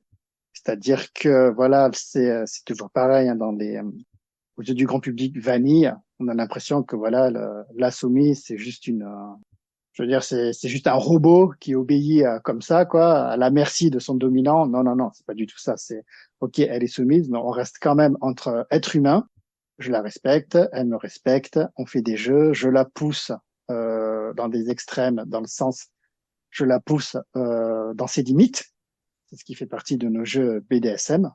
Mais après, elle a tout à fait le droit à un moment donné de refuser ce que je lui demande. Et pour ça, on a le fameux safe word qui met fin au jeu ou qui ralentit le jeu, quoi, si ça va trop loin. C'est elle qui choisit sa position de soumise. Est-ce que tu as envie d'ajouter autre chose à cette interview pour compléter tout ce que tu as déjà pu dire, soit pour toi, soit au nom de Yubi? Ce que j'ai envie de rajouter, c'est que donc comme je l'ai dit là au début de l'interview, donc nous vivons une relation à distance, ok, même si on se voit assez régulièrement, donc tous les mois. Mais je veux dire que le BDSM, très honnêtement, a sauvé notre couple. C'est-à-dire que si on avait continué à vivre comme ça en vanille, je pense qu'une routine se serait installée. Et en vivant à 4 heures de route l'un de l'autre, je pense que notre couple aurait explosé. C'est vraiment le BDSM et l'amour qui solidifient notre couple. Alors, question Voilà. complémentaire. Comment vous envisagez de voir votre couple évoluer dans les 5, 10 ans à venir?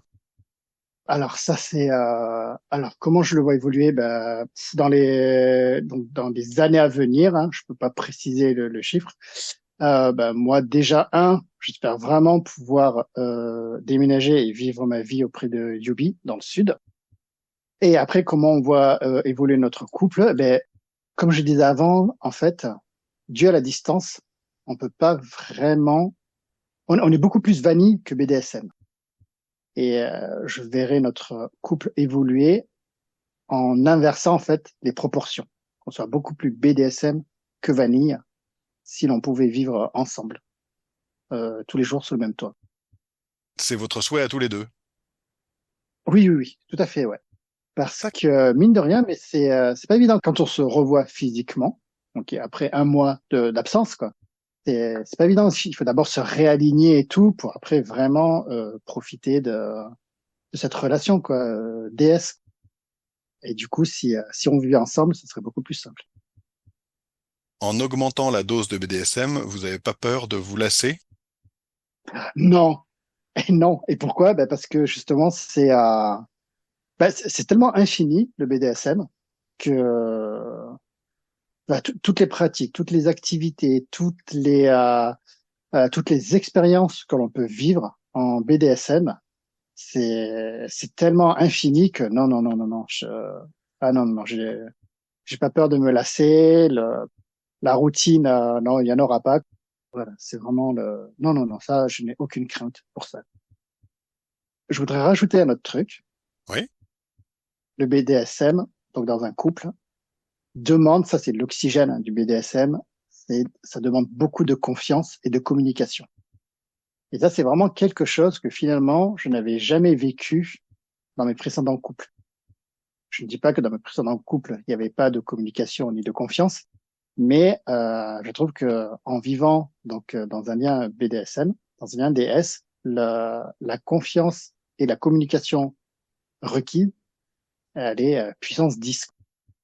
Et vivre comme ça dans cet espace-là de confiance et de communication, c'est vraiment quelque chose qui fait que rien que pour ça, faut aller dans le BDSM, quoi. Mais c'est du prosélytisme où je ne m'y connais pas. Cela dit, ça rejoint une chose qui m'a été dite par une femme, une soumise dans une autre interview, qui me disait que la relation qu'elle vivait actuellement était pour elle, et de loin, la plus saine qu'elle ait jamais vécue par rapport à ses expériences antérieures. Ah, ça, je comprends tout à fait, ouais. Parce que, justement, parce que pour ça, il y a plus de zone d'ombre, il y a plus de non-dit. Faut vraiment être clair dans ce qu'on fait, dans ce qu'on va faire, dans ce qu'on pense, pour justement que chaque membre du couple soit en sécurité. Voici qui clôt donc cette interview. Je te remercie, Kaizen et Yubi, qui n'est pas présente, mais qui est partie prenante de cette interview. Donc, je vous remercie tous les deux d'avoir accepté de répondre à mes questions et d'apporter ainsi votre pierre à l'édifice fragile de la culture et de la tolérance. Eh bien, écoute, Steve, moi, je te remercie pour cette interview. Je te remercie pour l'intérêt que tu as porté pour notre couple et pour ta gentillesse et ta sympathie. J'ai oublié de préciser que si j'ai tutoyé Kaizen, c'est parce que nous avions déjà beaucoup échangé sur Facebook avant même d'envisager de l'interviewer pour ce podcast. Par ailleurs, Yubi est une de nos fans de la première heure. Elle a lu les 2 premiers tomes de notre double roman et son enthousiasme nous a beaucoup aidés. Je tenais à la remercier tout particulièrement. Maintenant, je vous propose d'entendre la dominatrice ayant pour pseudonyme Déesse Matera, que je connaissais également avant de l'interviewer et qui nous a aussi aidés en donnant sa voix au personnage secondaire de Chloé dans les courts teasers que Rose et moi avons réalisés dans le cadre de la promotion de notre double roman Maître et Soumise, leur histoire. Vous pouvez voir ces teasers sur notre chaîne YouTube, dont l'adresse est en description. À son tour de vous faire part de son expérience. Alors, je vais interviewer aujourd'hui une dominatrice dont le pseudonyme est Déesse Matera. Donc, merci d'avoir accepté cette interview. Est-ce que vous pouvez commencer par vous présenter? Bonjour, mon pseudo est Déesse Matera, j'ai 40 ans, je vis en région parisienne actuellement et je travaille dans la fonction publique. Aujourd'hui, je vous interviewe dans le cadre de l'article intitulé Amour et BDSM séparés ou associés. Et donc, dans le cadre de cet article, est-ce que vous pouvez nous dire si vous êtes en couple? Je suis actuellement en couple, je suis mariée avec mon soumis qui m'est dévoué. L'interview devait se faire initialement avec vous et votre soumis, et puis finalement, il est très occupé par son activité professionnelle. Pouvez-vous, en son absence, nous expliquer comment vous et lui en êtes arrivés à vous intéresser au BDSM? Alors, il faut savoir que mon soumis a eu plus d'expérience dans le domaine du BDSM que moi. Il a toujours été attiré par ce milieu. De mon côté, j'étais attirée aussi et quand nous nous sommes rencontrés, nous avons parlé de nos envies et nous avons décidé d'expérimenter le milieu du BDSM ensemble, tout en respectant les besoins de chacun pour pouvoir avancer à notre rythme. Pour comprendre, votre couple ne se base que sur une relation BDSM ou vous êtes en vie commune? Alors déjà, ce qui est important, c'est que le BDSM n'est pas au centre de notre relation. On souhaite préserver un équilibre, on vit ensemble, on a une vie de famille. C'est important pour nous que le BDSM fasse partie de cet équilibre, mais on ne veut pas que le BDSM soit au centre de notre relation. D'accord. Votre couple est relativement jeune, ça fait 2 ans donc, si j'ai bien retenu. Tout à fait. J'imagine que vous avez eu une vie auparavant, chacun de votre côté. Oui. Lui, a priori, vous l'avez bien expliqué, avait déjà une bonne expérience du BDSM. Pour ce qui vous concerne, c'est le BDSM au sens large ou c'est essentiellement une relation de domination-soumission? Alors, me concernant, j'ai connu une première relation en tant que soumise qui s'est mal terminée. Et avec mon mari, nous avons parlé de nos besoins respectifs. Et c'est pour ça aussi que nous sommes un couple, entre guillemets, switch, pour pouvoir respecter les envies de chacun, en sachant que lui, à la base, est vraiment de nature soumis. Il a eu des dominats avant, à distance. Mais me concernant, moi, je n'ai eu qu'une seule relation BDSM avec un dominant. Quand vous dites que ça s'est mal terminé, histoire qu'on comprenne, hein, que ce soit peut-être un peu plus pratique pour les auditeurs, qu'est-ce que vous appelez mal terminé? Alors, ce qui s'est passé, c'est que en tant que soumise, j'ai voulu aller le plus loin possible. J'ai voulu expérimenter cette relation avec cet homme et j'ai voulu aller de plus en plus loin. Et à la fin, je dis que ça s'est mal terminé puisque il ne m'a pas respectée et ça s'est fini dans la violence. Donc j'ai été frappée. Voilà. D'accord, Et il prenait plaisir à ça et ça a été pour moi la fin. Et là, je me suis dit que je ne pouvais pas supporter cela. d'accord. Est-ce que vous pouvez nous raconter votre rencontre? Parce que, évidemment, une rencontre entre une femme qui a eu une expérience de soumission et un homme qui, lui, a toujours désiré être soumis, on peut imaginer comme ça que bah, ça cadre pas, en fait. Oui, effectivement. Alors, nous nous sommes rencontrés via les réseaux sociaux, mais pas du tout dans le milieu du BDSM. C'était sur un autre groupe, sur une passion commune. Nous aimons tous les deux l'art, donc c'était dans un groupe pour l'art. Et puis, on a échangé et au fur et à mesure, on a décidé de se rencontrer. Et puis, on s'est confié sur nos vies respectives, nos vies d'avant, nos expériences. Et très naturellement, on a évoqué nos relations par rapport au BDSM. C'est venu vraiment très naturellement. Et voilà. Et après, donc, on a commencé à expérimenter ensemble, en sachant que oui, on a débuté très très vite, mais après, on a eu un laps de temps plutôt relation vanille, avant que ça revienne un peu plus sérieusement. À vous entendre comme ça, pour répondre à la question du jour, amour et BDSM séparés ou associés, on imaginerait que vous voyez ça associé, mais j'aime autant entendre votre réponse et puis que éventuellement vous nous donniez le point de vue de votre mari. Alors, j'ai pas compris la question. Elle était un peu alambiquée, j'avoue. Euh, Stéphanie de Monaco, c'est ça la réponse? ok, c'était mérité. Alors en fait, le thème de l'article, c'est amour et BDSM séparés ou associés. Donc la question que je me pose, c'est comment est-ce que vous voyez les choses, aussi bien l'un que l'autre? Alors pour nous, on ne dissocie pas notre relation du BDSM puisqu'elle fait partie de notre vie, même si, comme je l'ai dit précédemment, elle ne fait pas partie, elle fait partie de notre vie, de notre relation, mais elle n'est pas au centre. Et c'est vrai que ce type de relation n'est pas du tout dissocié de l'amour que nous avons l'un pour l'autre. On pourrait même se poser la question de savoir si le BDSM n'est pas venu entre vous précisément parce qu'il y avait de l'amour. Aurait-il pu apparaître si vous n'aviez pas eu de sentiments l'un pour l'autre? Non, certainement pas. Non, la relation était d'abord portée sur l'amour qu'on avait l'un pour l'autre. Et très naturellement, nous avons basculé vers le BDSM puisque nous étions tous les deux attirés par ce monde, en sachant que lui avait beaucoup plus d'expérience que moi. Au début, j'étais un petit peu effrayée, pour être très honnête. Et puis nous avons établi tous les deux même une grille, chacun de notre côté, pour savoir ce qu'on aimait, ce qu'on n'aimait pas. Et on a mis en commun nos grilles. Et nous avons échangé, nous continuons d'échanger d'ailleurs dessus.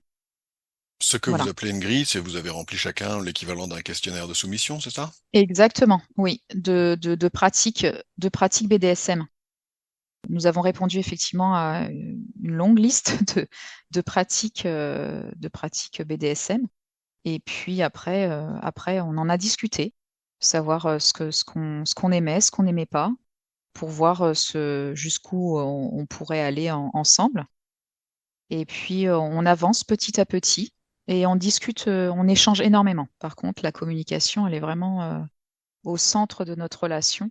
Et de toute façon, on se l'est dit aussi, on fait des pauses. On a besoin de faire des pauses BDSM pour pouvoir justement souffler, puisque cette relation demande beaucoup d'énergie. Et on a besoin, en fait, pour garder notre équilibre, de parfois faire des pauses. Et on se le dit l'un à l'autre quand on n'est plus dedans, très clairement. D'accord. Qu'est-ce qui vous a effrayé dans la relation que votre conjoint, que vous étiez peut-être pas marié dès le début, qu'est-ce qui vous a effrayé dans ce qu'il vous proposait? C'est par rapport à mon vécu avec la relation avec le dominant avec qui ça s'était mal fini. J'étais allée assez loin avec lui. Et c'est vrai que même si j'étais attirée par ce milieu-là, j'ai trouvé certaines pratiques hors normes, selon moi, et je ne voulais pas du tout en arriver là. Donc j'ai beaucoup échangé avec mon mari concernant certaines pratiques que je n'envisageais pas, comme le libertinage, voilà, l'intervention d'une tierce personne au sein de notre couple, les soirées BDSM. C'est vrai qu'on aime bien échanger avec d'autres personnes via les réseaux sociaux, mais on ne souhaite pas que ça aille plus loin. Même si j'ai bien conscience que la relation que j'ai avec mon mari est loin d'être dans la, entre guillemets, ce qu'on appelle la normalité. Mais voilà, j'ai mes limites. Il a ses limites aussi. Et ça, on en parle beaucoup. Oui. Une chose qui me fait réagir, c'est que vous évoquiez le fait que vous aviez peur que, enfin, que certaines choses vous faisaient peur dans la relation qui se dessinait. Mais dans la position de dominatrice, on pourrait imaginer comme ça qu'il y a moins de risques. Alors, je sais que ce que je dis est pas forcément vrai, mais tout le monde enfin, les gens, en l'occurrence les novices, ceux qui connaissent pas les relations BDSM, pourraient avoir cette impression. Donc, c'est vrai que j'aimerais bien avoir votre point de vue sur ce sujet-là. En fait, le rôle de dominatrice, je le découvre, hein, même si j'ai eu cette expérience avec ce dominant puisqu'on était switch. C'était plutôt par le jeu. Là, j'entre vraiment dans ce rôle-là qui est quand même très épuisant. Parce que j'ai mon mari soumis qui est beaucoup en demande d'éducation. Il appelle ça de l'éducation. Donc, je fixe des règles qu'il doit respecter avec des châtiments de plus en plus lourds.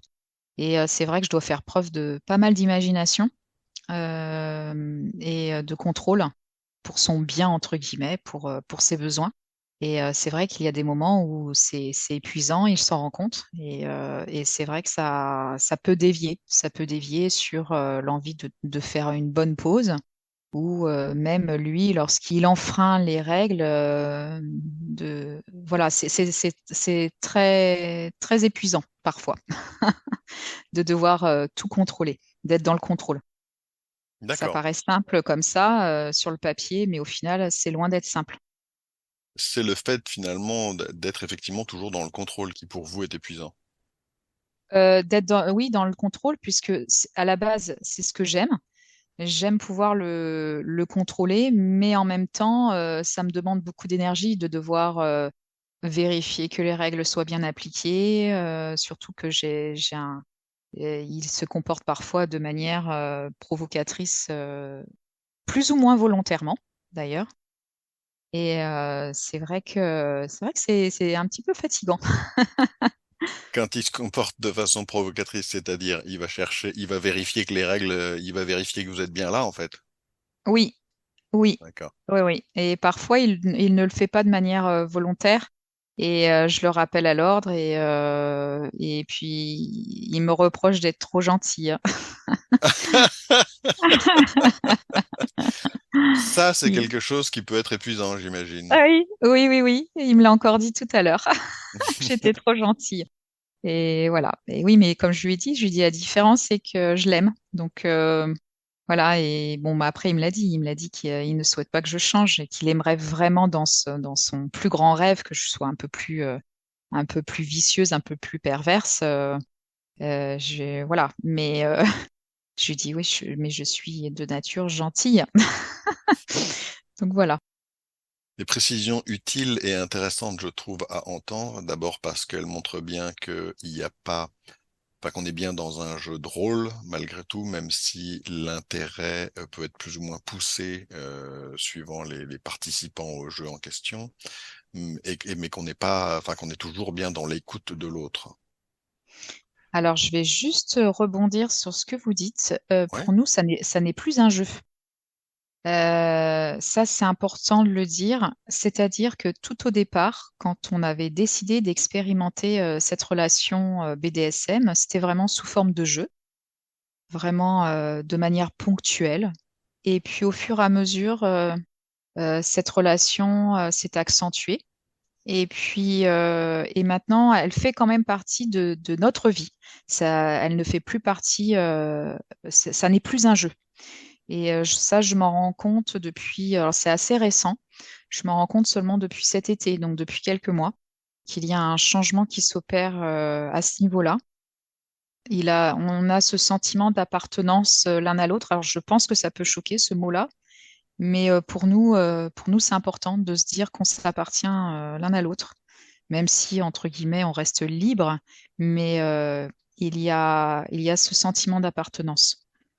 Et ça, c'est important pour nous. Donc, on n'est plus dans un jeu. D'accord. Dans le sens où c'est un sentiment d'appartenance qui est lié à la relation de domination-soumission. Exactement, oui, D'accord. Important à préciser parce que on oui, pourrait penser, enfin, moi j'ai tendance à penser que dans le mariage, de toute façon, on a déjà bien une forme d'appartenance de l'un à l'autre, hein. On se oui, promet bien pour la vie, hein. c'est On se ça. promet de s'aimer Oui, pour la vie. c'est ça, si tout va bien. Oui. Bah, on se le promet quand même. Après, on espère que ça va durer, Oui, mais en tout cas, on se le promet. Et tant que c'est c'est vrai. fait, c'est quand même bien le cas. D'ailleurs, pour casser un contrat de ce type, il faut quand même se lever tôt le matin. Ça, c'est vrai. Donc bon. Bon, moi j'ai tendance à voir ça comme ça. Je le dis même si je suis pas la personne interviewée, mais je trouve qu'il y a des similitudes quand même dans l'engagement de l'un à l'autre, que ce soit l'engagement BDSM ou dans l'engagement marital, enfin même s'il n'y a pas de mariage d'ailleurs, dans l'engagement d'amour qu'on peut avoir l'un pour l'autre. Donc quand vous dites que c'est plus un jeu, j'ai tendance à entendre moi, alors je vous le fais préciser, mais j'ai tendance à entendre moi que il y a non plus une envie de jouer, mais un vrai besoin de pouvoir se comporter à la fois de son côté comme soumis et de votre côté comme domina. Oui, oui, complètement. Oui, c'est vraiment ça. Oui, oui. Vous avez bien résumé. Merci, merci. Bon, enfin, c'était surtout pour vérifier si j'avais bien compris. Oui, oui, c'est ça. C'est exactement D'accord. ça. Donc, comment est-ce que vous voyez enfin, là, ça fait 2 ans, c'est relativement court et en même temps, il y a déjà une bonne histoire. Comment est-ce que vous verriez ou comment est-ce que vous aimeriez que votre relation évolue à l'avenir? Ah, bonne question. Euh, Je pense que j'aimerais bien qu'elle évolue dans la dévotion. de la part de mon mari. Ça, c'est quelque chose, il le sait, c'est ce qu'il souhaite lui aussi. Et vraiment continuer à bien respecter cet équilibre entre cette relation BDSM et la relation vanille. Vraiment qu'il n'y ait pas la relation BDSM qui prenne le dessus. C'est ça que je ne souhaite pas. D'accord, mais en même temps, ça paraît compliqué. Enfin, là, au travers de ce que vous venez de me dire, on pourrait penser que c'est l'inverse. Enfin, moi, c'est comme ça que je l'ai entendu, dans le sens où quand vous me dites que vous aimeriez que la dévotion de son, enfin, Oui, de mon mari, de vous mais en envers fait, à vous, on peut penser que bah, vous allez plutôt dans le sens d'un accroissement de l'emprise quelque part, enfin d'une emprise, le mot est peut-être pas le bon, mais d'un accroissement de la relation BDSM par rapport à l'ensemble de votre relation. alors ce que je vais préciser, c'est que c'est dans la relation BDSM où je souhaite que mon mari soit plus dévoué, moins D'accord. dans la provocation comme il le fait actuellement. C'est-à-dire, je souhaite que la relation BDSM ne soit pas au centre de notre vie commune, mais que dans cette relation, nous la vivons pleinement, je souhaite voir sa dévotion encore plus qu'aujourd'hui. Vous souhaitez le voir plus soumis qu'il ne l'est aujourd'hui. Est-ce que c'est un bon résumé? Oui, oui, exactement. D'accord. Parce Oui, que quelque part, quand vous prenez ce rôle, quand vous jouez ce rôle, le terme jouer n'est peut-être pas le bon là pour le coup par rapport à ce que vous m'avez dit tout à l'heure, mais quand vous êtes dans ce rôle, vous avez la sensation que ce ne peut être épanouissant que si il tient bien le rôle, il tient bien son rôle aussi en fait. oui, c'est-à-dire que, alors là, il est en progrès. C'est ce que je lui ai dit. C'est que au départ, dans cette relation, il était beaucoup dans la provocation, on va dire les trois quarts du temps. Après, progressivement, c'est venu la provocation, on va dire la moitié du temps. Et maintenant, c'est à peu près, on va dire un quart de temps. Il est provocateur. Donc, ce que je veux dire, c'est que il évolue. Il évolue là-dessus et puis ça, c'est ce que je souhaite. C'est ce que je souhaite qu'à long terme, il soit vraiment dévoué. Voilà. Obéissant, on va dire. Ouais. Mais peut-être que pour faire ça, il avait besoin que bah, de sentir que vous étiez bien dans ce rôle-là finalement, qui pour vous était un peu nouveau quand même. Oui, c'était nouveau et puis il testait mes limites. Donc ça, c'est sûr. D'ailleurs, il continue à les tester. Et c'est pour ça que ce soir, d'ailleurs, je lui fais signer un contrat. Donc, il m'avait demandé, il m'a dit à plusieurs reprises, il a les règles qui sont écrites, mais là, il m'a provoqué il n'y a pas si longtemps en me disant, mais au final, je les ai jamais signées. Donc, je dis, bon, bah voilà ce qui t'attend ce soir. D'accord. Journée mémorable. C'est ça. Donc, dans la mesure où vous vivez pas le BDSM au quotidien, certains diraient H24, ce qui serait intéressant, je pense, pour les auditeurs, c'est de comprendre comment vous passez de l'un à l'autre. Vous avez un protocole, Oui, euh, le protocole, c'est la cage de chasteté. d'accord. C'est-à-dire que pendant un laps de temps, il porte une cage de chasteté, et c'est le signal comme quoi on entre dans cette relation et qu'il doit respecter les règles qui lui sont imposées. Et quand vous entrez dans cette relation, comme vous dites, c'est vous entrez pour 1 heure, pour 2 heures, pour 3 jours. Ah bah alors là déjà ça va faire 15 jours. Donc après ça peut durer un mois, ça peut durer longtemps. D'accord. Bon. Donc Ouais, clairement, effectivement, par rapport à ce que vous disiez, on n'est plus dans un jeu temporaire, quoi. On n'est c'est plus ça. dans une séance, terme souvent employé dans le BDSM. Oui, on n'est plus dans des séances comme on le faisait avant. Avant, on était vraiment sur des séances.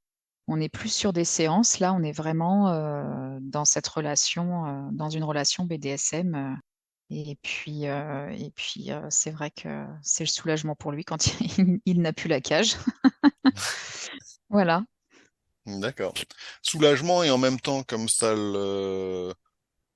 Pourquoi soulagement finalement pour lui alors que bon, je sais bien évidemment que ça peut faire sourire ma question, mais mais pourquoi finalement un soulagement alors que ça l'a toujours habité? Alors, justement, c'est vrai que c'est très contradictoire, c'est-à-dire que sur le moment, il est soulagé, physiquement parlant, c'est vrai que c'est quand même lourd à porter.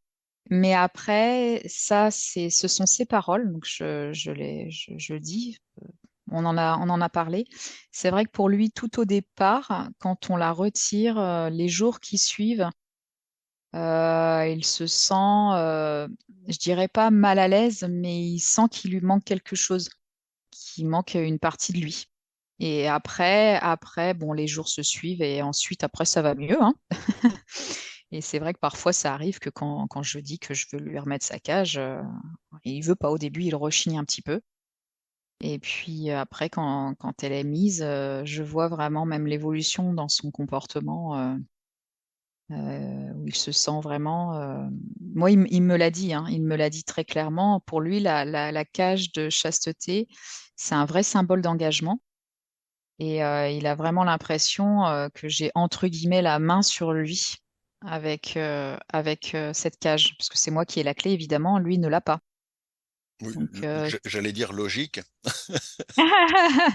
non, non, il ne l'a pas. Elle est cachée d'ailleurs, donc il ne sait pas du tout où elle est.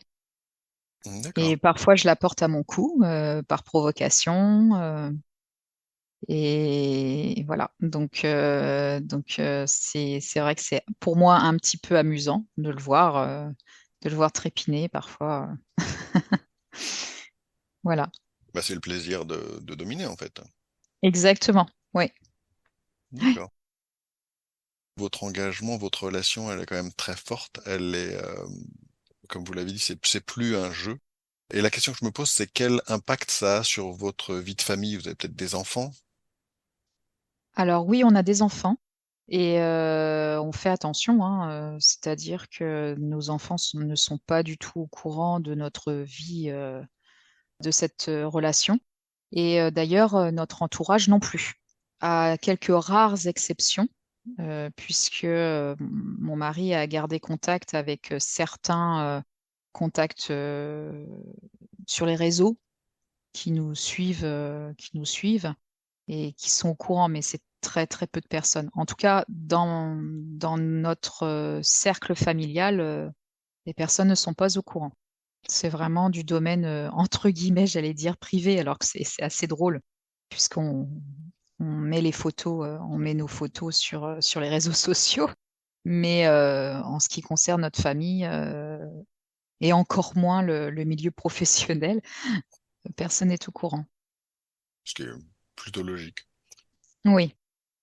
Avez-vous envie d'ajouter quelque chose à ce que vous avez dit pour compléter quelque chose ou un sujet que j'aurais pas abordé et qui pourrait vous tenir à cœur? Oui, je vais peut-être finir par, oui, par pour moi quelque chose d'important, c'est-à-dire que mon conjoint m'a sollicité au départ dans cette relation et au départ je suis entrée pour lui faire plaisir, pour vraiment lui faire plaisir et je me suis dit si je ne le fais pas, peut-être qu'il va m'échapper. On en a longuement parlé. Il m'a dit, je n'ai pas besoin de ça pour être avec toi. Je t'aime tel que tu es. Et si tu n'as pas envie de te lancer dans cette aventure, je le respecterai. Alors à ce moment-là, on s'est mis d'un commun accord en se disant, oui, on tente. On tente l'expérience. Et c'est vrai que cette cage de chasteté, au début, je me suis dit, mon Dieu, c'est un engin de torture. Et au final, ça m'a beaucoup plu. Ah non, mais c'est vrai, hein. C'est un véritable objet de torture. Je me suis dit, au secours, qu'est-ce que je lui fais subir? Ça, ça, Et ça me fait sourire, mais c'est pas moqueur, hein, jamais ah, moqueur. non, non, non, mais je comprends C'est très amusant, bien. forcément. Et j'ai vu que ça lui procurait un vrai plaisir. Et il m'a dit, tu te rends compte, c'est toi qui as la clé quand même de ça. C'est un vrai pouvoir que tu as. Et j'en ai pris conscience au fur et à mesure de notre expérience. Et maintenant, c'est vrai que c'est un vrai, entre guillemets, c'est un vrai symbole d'engagement, je trouve, et de confiance aussi, hein, parce que mine de rien, c'est quand même, ça n'est pas rien de confier une partie de soi à l'autre. Et c'est vrai que ça demande aussi de l'organisation quand il est en déplacement, comment ça se passe, comment on s'organise. Donc je lui donne une enveloppe scellée. Il ne doit l'ouvrir vraiment en cas d'urgence s'il a un problème. Voilà, c'est des petites choses, mais c'est vrai que c'est important pour nous. On a trouvé cet objet qui nous correspond vraiment dans cette relation.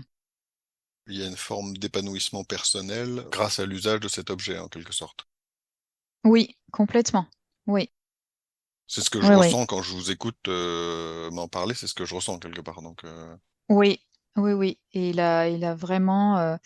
Après, je l'ai fait sourire en même rire quand je lui ai dit. Je dis, j'ai l'impression d'être comme une anthropologue et d'observer le comportement évoluer quand il porte cette cage. Il est beaucoup plus tendre, beaucoup plus à l'écoute. Et c'est vrai que c'est assez curieux comme sensation. Et après avoir échangé aussi avec d'autres soumis aussi, hein, c'est vrai qu'il y a un véritable changement de comportement pour certains avec cette cage. Donc c'est vraiment particulier. et il n'y a que l'usage de cet objet qui vous donne cette même impression, ou il y a d'autres pratiques qui peuvent vous donner la même impression? Principalement, c'est cet objet. Après, c'est vrai que le fait qu'il soit attaché, ça, je le fais moins souvent parce qu'il arrive à se défaire, hein, le malin. Euh, Comment ouais, ça, il ouais. arrive? Il n'a pas envie d'être attaché? Ah non, c'est un petit rebelle, hein. C'est un petit rebelle, hein. La dernière fois, pour être honnête, je ne sais pas comment ça s'est passé. On a eu un petit séjour tous les deux dans un gîte spécialisé dans une salle BDSM. Donc, il y avait une croix de Saint-André. On n'avait jamais expérimenté. Je l'avais attachée. J'avais voulu descendre, prendre un petit café et j'ai entendu un grand bruit là-haut. Je me suis dit, au secours, qu'est-ce qui s'est passé? Et au final, je ne sais pas comment il a fait. Il il y avait un des cadenas qui avait cédé et il avait réussi à faire bouger la croix, à faire bouger la croix jusqu'aux clés. Donc quand même, faut le faire. Ah oui, oui. Ah oui, oui. Donc non, non, non, non, il est assez tenace. D'accord, ouais. Voilà, Il a donc besoin de vraies limites, d'une croix en béton et c'est qui ça, bougera mais pas. vraiment fixé au mur, hein. Ah non, non, c'est un truc. Non, mais quand je vous dis qu'il est provocateur, il est provocateur jusqu'au bout, hein. Et une D'accord. fois, j'ai dû l'attacher au radiateur, hein, avec vraiment avec menottes pour pas qu'il bouge, hein. Pas de choix, hein.